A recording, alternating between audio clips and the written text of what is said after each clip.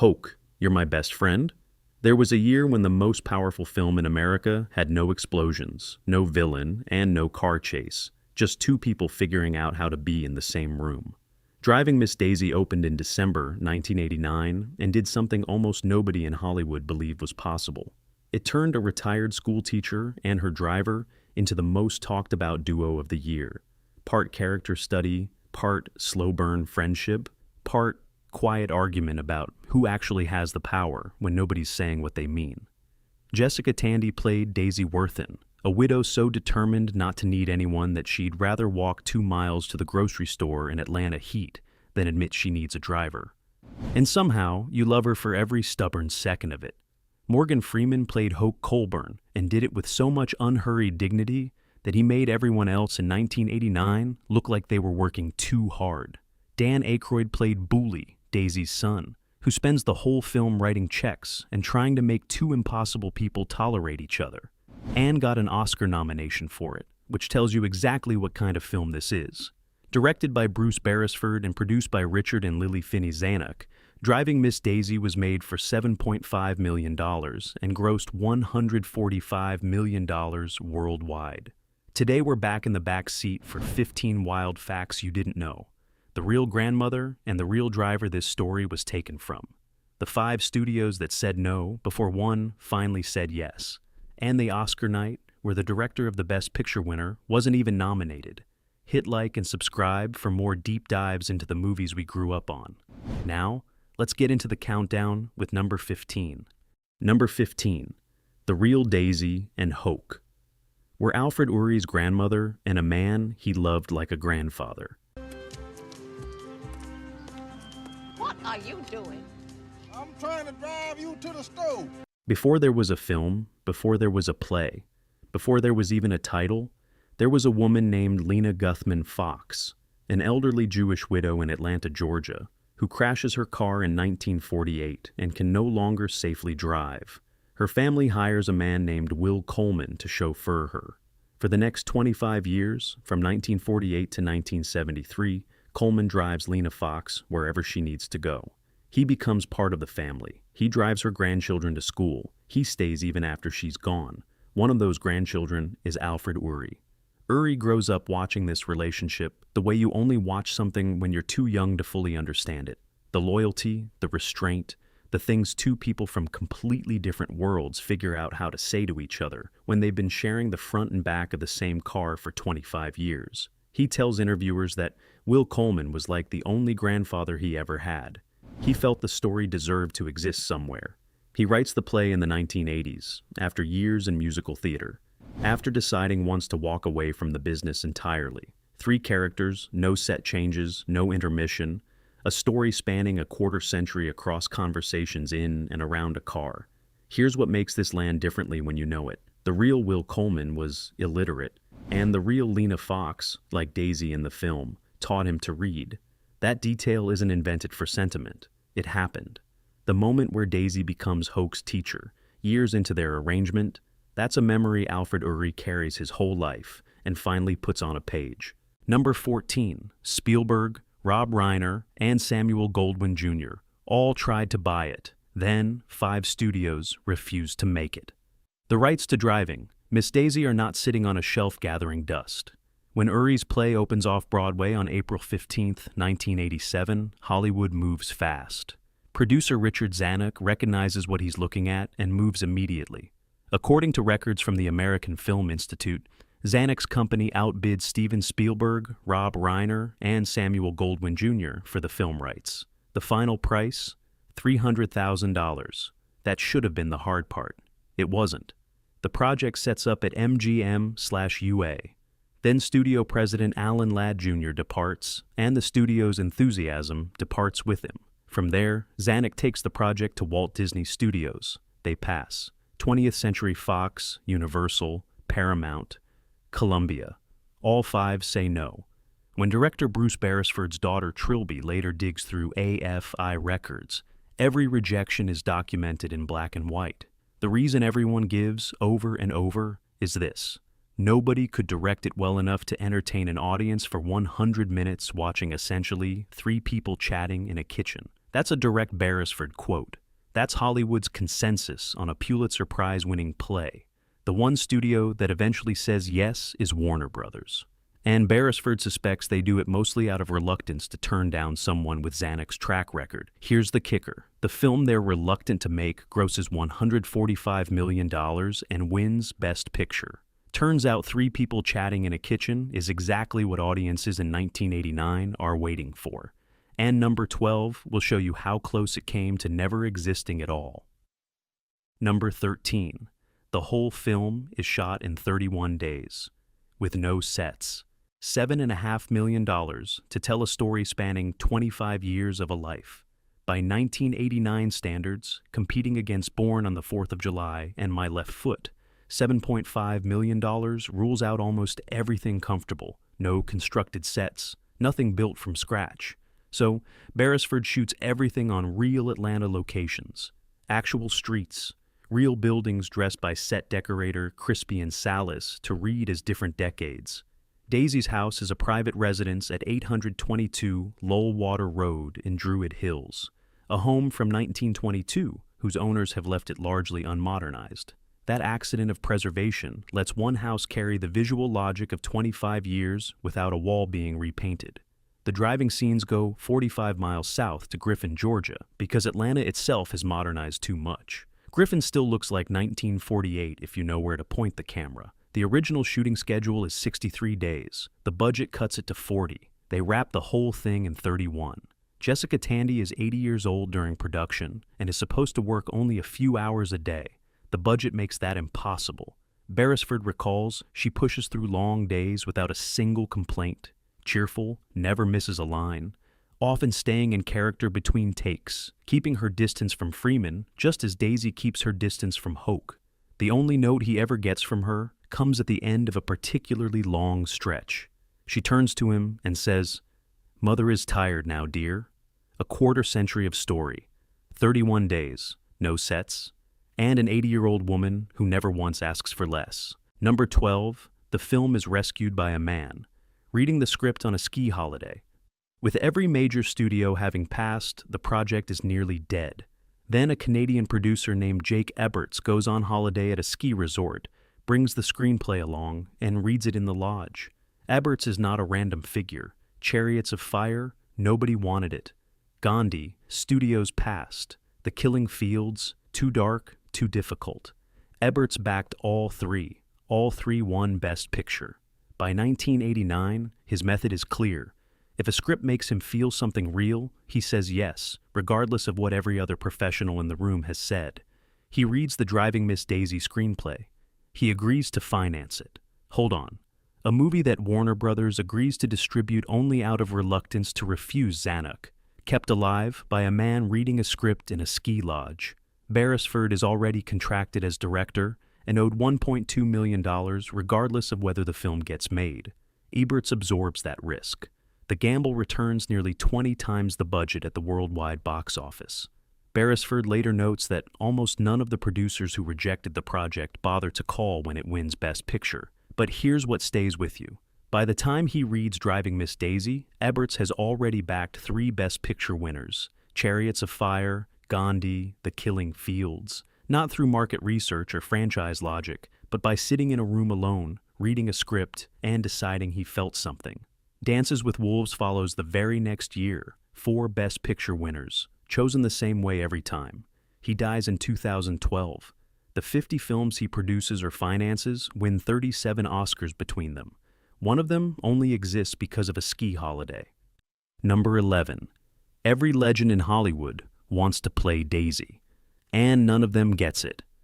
When word circulates that a Pulitzer Prize-winning play is being adapted for film, every major actress of a certain age starts making phone calls.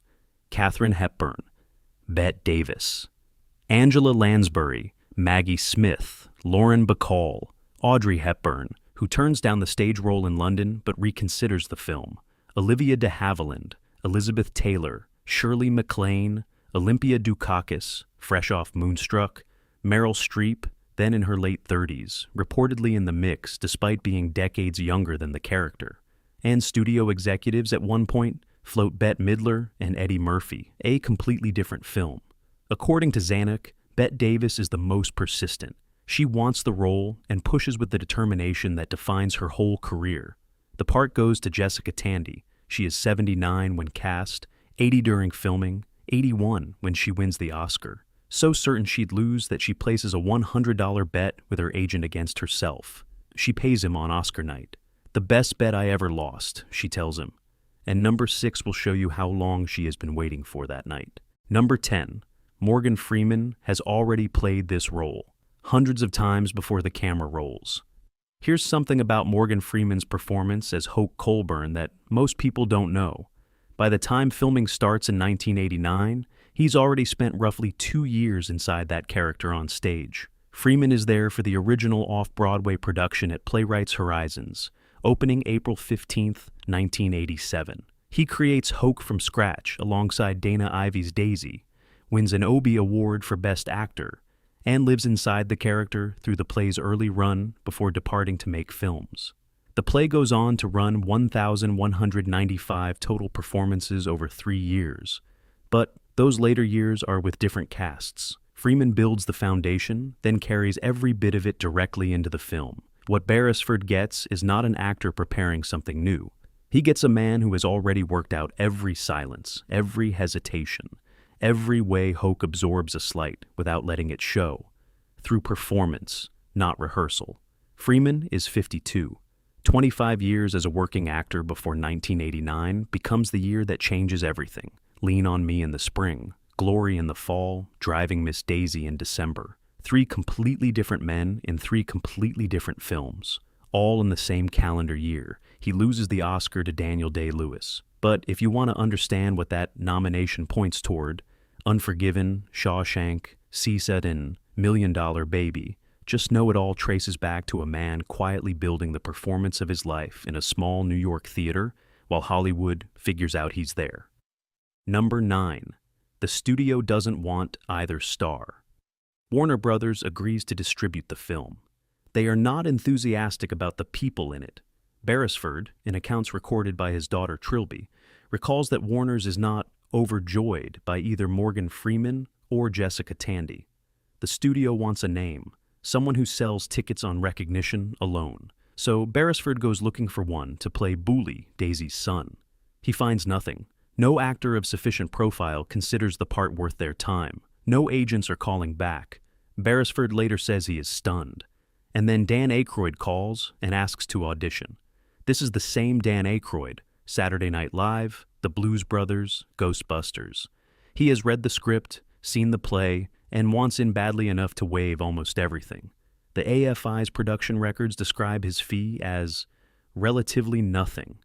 Essentially union scale, no back-end deal, no billing negotiation, nothing beyond the chance to do the work. Now, here's the thing about what he actually does with it. Aykroyd has spent his career playing the loudest person in every room, Belushi's partner, the Ghostbuster with all the equipment, the guy who never shuts up. Booley is the opposite. He is the man who watches, deflects, and loves 2 people without quite having the language for it. That restraint, after a career of maximalism, is hard. Aykroyd makes it look like breathing. He earns an Oscar nomination and becomes only the 2nd Saturday Night Live cast member ever nominated for an Academy Award, after Joan Cusack the previous year. The studio that doesn't want him in the room ends up with one of the film's 3 Oscar nominations for acting. Sometimes the phone rings. Number 8. A character is written into a Best Picture winner because the playwright likes how an actress looks in period clothes. Good morning, Mama. What's the matter? No, I don't. Patti LuPone plays Florine Worthen, Booley's wife, the cheerfully assimilated Jewish socialite who celebrates Christmas with full conviction and represents everything that quietly mortifies Daisy about her son's social choices.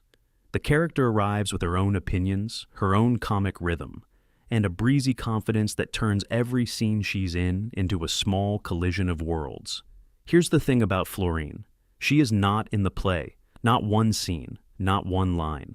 Alfred Uhry writes the screenplay himself, adapting his own stage work. When he does, he invents Florine from scratch and writes the part specifically for Patti LuPone. The reason, as reported across multiple accounts, is this. Uhry feels Lupone looks spectacular in period costume. That is the entire creative justification. A complete character, with her own logic, her own contradictions, her own presence, is built into a Best Picture winner because the writer thinks a particular actress photographs beautifully in 1950s Atlanta social register clothing. Lupone receives a Golden Globe nomination for the role, so every axis of that decision pays off. And the film, remembered for its restraint and precision, has a side door that opens for a completely aesthetic reason. Hollywood is occasionally honest about these things, when pressed. Number 7, the director wins Best Picture without being nominated for Best Director.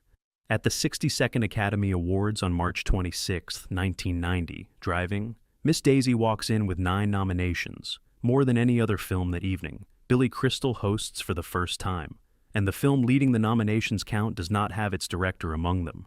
Bruce Beresford is not nominated for Best Director, not by the Academy, not by the Golden Globes. Crystal, at the podium, notes that Driving Miss Daisy appears to be the film that has apparently directed itself. The historical weight here is worth spelling out. The last film to win Best Picture without a Best Director nomination is Grand Hotel, in 1932, a gap of 58 years. Beresford's snub doesn't just break convention, it ends a streak longer than most people in that room have been alive, and the film wins anyway. Best Picture, Best Actress, Best Adapted Screenplay, Best Makeup, 4 Oscars for a film whose director isn't in contention. Beresford calls the whole situation sort of absurd, which may be the most Australian response possible to being erased from your own achievement. Number 6. Jessica Tandy has been waiting 40 years for Hollywood to catch up. In 1947, Jessica Tandy creates Blanche Dubois in the original Broadway production of A Streetcar Named Desire. She is the first, before Vivien Leigh. Before every actress who ever stands on that stage, hers is the founding performance of one of the most demanding roles in American theater, opposite a young Marlon Brando in one of the most explosive theatrical debuts in American history. She wins the Tony, and then Hollywood looks at her and more or less looks away. What follows is real and distinguished. 3 Tonys total, a decades-long stage partnership with her husband Hume Cronin, supporting roles in Hitchcock's The Birds, Cocoon, The World, according to Garp.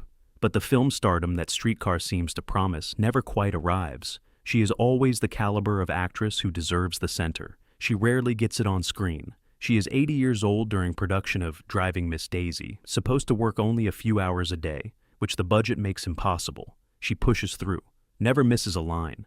At 80, she becomes the oldest person ever to win the Best Actress Oscar. So certain she'd lose, she has placed a $100 bet against herself with her agent. She pays up on the night. She dies in 1994, still working, 4 years after finally getting what the movies owe her since 1947. Some things take exactly as long as they take. Number 5, the film wins Best Picture. Spike Lee never forgets it. In 1988, Alfred Uhry wins the Pulitzer Prize for Drama. The play that 5 studios call 3 People Chatting in a Kitchen is now a Pulitzer-winning play, and the film arriving in theaters the following year carries that weight with it. It doesn't need to argue the material is serious. The Pulitzer makes that argument to every critic and awards voter in the country before the film releases a single frame. The problem is what's playing at the same time. Spike Lee's Do the Right Thing, a bracing essential film about race in contemporary America, is not even nominated for Best Picture at the 1990 Oscars. Driving Miss Daisy, a quiet film about a black chauffeur and his white employer finding connection across 25 years of the American South, wins. Lee has never been quiet about it. In 2015, he says plainly, "Nobody is talking about Miss Daisy anymore. Do the Right Thing is the film being taught in schools around the world." And here's the kicker. When Green Book wins Best Picture in 2019, another film about a black man driving a white person, Lee is reportedly so disturbed, he moves toward the exit before being stopped at the door. Backstage, he tells reporters, "Every time somebody's driving somebody, I lose. They just change the seating arrangement." Uhry says he could only write from his own experience, from his grandmother's house, from what he honestly witnesses. It's a very particular story about specific people, he says. Not about a race, about 2 people. He isn't wrong. But Lee isn't wrong either, and 35 years later, both films are still being watched, still being argued, which is exactly what serious art is supposed to do. Number 4, the composer builds the film's warmest sounds entirely out of machines. Hans Zimmer composes the Driving Miss Daisy score in 1989. This is the same Hans Zimmer who goes on to score The Lion King, Gladiator, Inception, The Dark Knight, Dune. But at this point, he is still finding his voice. His Rain Man score the year before has just earned him his first Oscar nomination. Here's the thing about this score. The instrumentation consists almost entirely of synthesizers and samplers. A single solo clarinet is the only live instrument on the entire recording. Every warm, organic, human-feeling note you hear is produced by machines. The piano sounds, and there are a lot of them, come from a Roland MKS-20 rack-mount synthesizer. Zimmer later says of it, "It didn't sound anything like a piano, but it behaved like a piano." And weirdly, that's the detail that should stop you cold. A film about two people learning to hear each other across every barrier their world builds between them, class, race, age, stubbornness, is scored by a man sitting alone in a room, coaxing human warmth out of machines that have never met another person. The Roland MKS-20 isn't mimicking a piano, it's mimicking a relationship. The score earned Zimmer a Grammy nomination. He still opens his live concerts with the main theme today. The crowd always recognizes it immediately, because it sounds like something true, even though almost every sound in it is invented. 35 years on, nobody hears the machines. Number 3, the film's budget forces the most brilliant accident of the whole production. The $7.5 million budget rules outbuilding sets. Every location has to be real, and that constraint produces the single most important production decision in the film, one that nobody plans. When location scouts search Atlanta for a house that can play Daisy Worthan's home across 25 years of story, they need somewhere that looks authentically frozen in time. A modernized home won't work. A house that has been updated or renovated kills the illusion the moment the camera moves to a window or a corner. They find 822 Lullwater Road in the Druid Hills neighborhood of Atlanta. A home built in 1922, left largely unmodernized by its owners for decades. The kind of house that hasn't caught up with its own time, which is exactly what Daisy Worthan is. The same house plays the 1940s, the 1950s, the 1960s, the early 1970s, without a wall being repainted or a window being replaced. Crispy & Salas, the set decorator, layers in period details for each era, and the house does the rest. And here's the wild part. Location scouts discover afterward that the house was once owned by one of Alfred Uhry's own Southern cousins. Uhry played there as a child. He had written a screenplay about his grandmother's Atlanta, and the production had accidentally found a house from his own family's history to put her in. Nobody plans it. The budget forces them toward reality. Reality hands them something better than anything they could have built, and the film that looks like it was given all the time and money in the world was made by people who had neither. Number 2, Will Coleman's own grandchildren are in the film. Alfred Uhry has always been open about where the story comes from. Daisy Worthan is his grandmother Lena Fox.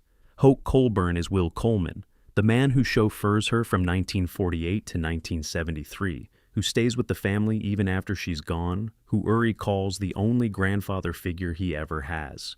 Will Coleman's family knows this.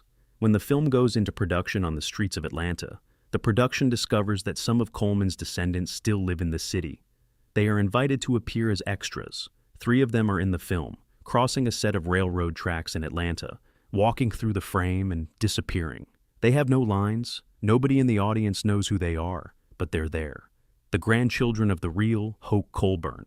Inside the film, built from their grandfather's life. Sit with that for a moment. Will Coleman drives someone else's grandmother around Atlanta for 25 years. He learns to read in the front seat of a car. He is remembered today, his face on millions of screens, his story told in dozens of countries, in production staged everywhere from London to Melbourne, because a boy grows up watching him and never forgets what he sees. And then that boy's film puts Coleman's own grandchildren on screen, in Atlanta, carrying the weight of the real thing, inside the story that was made from it. Number 1, The film nobody wants is the only off-Broadway production to ever win Best Picture. Let's put the whole thing in a frame. A writer decides to leave theater for good, then sits down and writes one more play about his grandmother. The story is based on a real relationship in Atlanta that lasts 25 years and ends with a man learning to read in a car. The play runs off-Broadway and wins the Pulitzer. The film rights sell in a bidding war that includes Spielberg. 5 studios pass. The 6th says yes out of reluctance. The financing comes from a man on a ski holiday who reads it and says yes because it makes him feel something. The director isn't nominated for his own film. The lead actress bets $100 against herself winning. Both leads are people the distributor doesn't want. A major supporting character is written because the playwright likes how an actress looks in a costume. The score is built on a synthesizer that, in the composer's own words, doesn't sound anything like a piano, but behaves like one. And the house they shoot in turns out to be a house the writer played in as a child. That film, Driving Miss Daisy, becomes the only movie adapted from an off-Broadway play to ever win the Academy Award for Best Picture. Not Broadway, off-Broadway, the smaller room, the less prestigious stage. The story it tells is based on something that actually happens. Lena Fox and Will Coleman, a grandmother and the man her grandson calls his only grandfather.